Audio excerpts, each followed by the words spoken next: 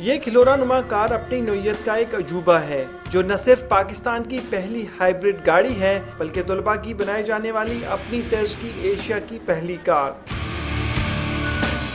Colonel اخلاق خٹک کی قیادت میں EMA کالج کے 10 نوجوانوں نے قلیل وقت اور انتہائی محدود وسائل میں انجینئرنگ کی ڈگری کے آخری پروجیکٹ کے طور پر یہ گاڑی بنانے کا فیصلہ کیا۔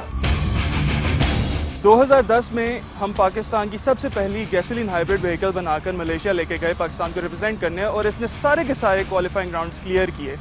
یہ گاڑی وہاں پر 35 کلومیٹرز پر آور کی سپیڈ پہ چلی اور اس وقت اس کی کیپیبلٹی ہے 110 کلومیٹر پر لیٹر چلنے کی۔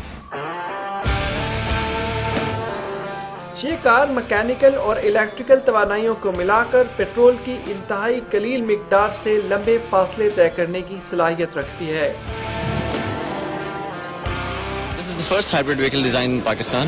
160 کلو گرام وزنی اور 1.25 میٹر لمبی یہ کار ملیشیا میں اپنی خوبصورتی اور کارکردگی کی وجہ سے مرکز نگاہ تو بنی رہی، مگر واپس آنے کے بعد کراچی کی بندرگاہ پر تقریباً تباہ ہی ہو گئی۔ مگر جذبے جواں ہیں اور پروڈگی کا یہ برانڈ نسٹ میں ایک نظریے کی شکل اختیار کر چکا ہے۔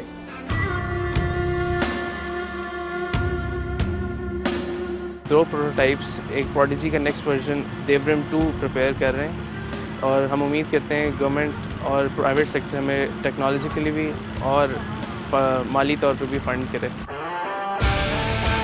ہائیبرڈ ٹیکنالوجی کو پاکستان میں چند ہی لوگ جانتے ہیں، لیکن اس کے نام دیورم کی تاریخ سے شاید ہی کوئی واقف ہو۔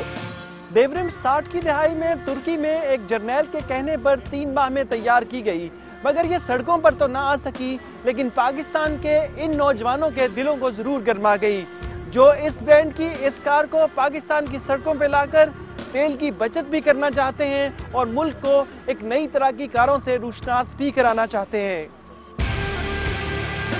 ترکی میں دیورم کے 2 پروٹوٹائپ بنائے گئے، مگر گاڑیاں بنانے والی غیر ملکی کمپنیوں کی لابی کی مضبوطی کی وجہ سے دیورم صنعتی بنیادوں پر تیار ہو کر ترکی کی سڑکوں پر نہ آ سکی۔ انشاءاللہ 2011 میں ملیشیا میں دیورم 2 ہم بنا کے لے کے جائیں گے اور اس کی کیپیبلٹی مور دین 300 کلومیٹرز ہوگی پر لیٹر آف فیول۔ توانائی کے بحران اور عمومی مایوسی کے اس دور میں نسٹ کے جوان سال بچے اور کرنل اخلاق خٹک پاکستانیوں کے سچے ہیرو ہیں، لیکن ان کا خواب شیل ایکو میراتھن جیتنا نہیں بلکہ قلیل تیل سے چلنے والی پاکستانی ہائیبرڈ کار کو مقبول ترین گاڑی کا درجہ دینا ہے۔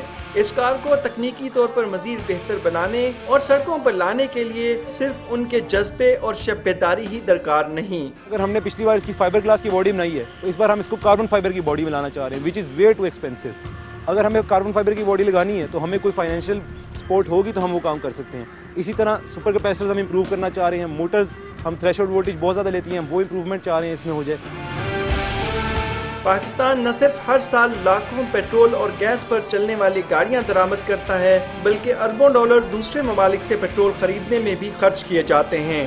آئندہ برسوں میں CNG کی متوقع کمی کے باعث دیورم 2 ایسی ہائیبرڈ کاریں بنانا پاکستان کی معیشت، وقار اور ماحول سب کے لیے فائدے کا سودا ہوگا۔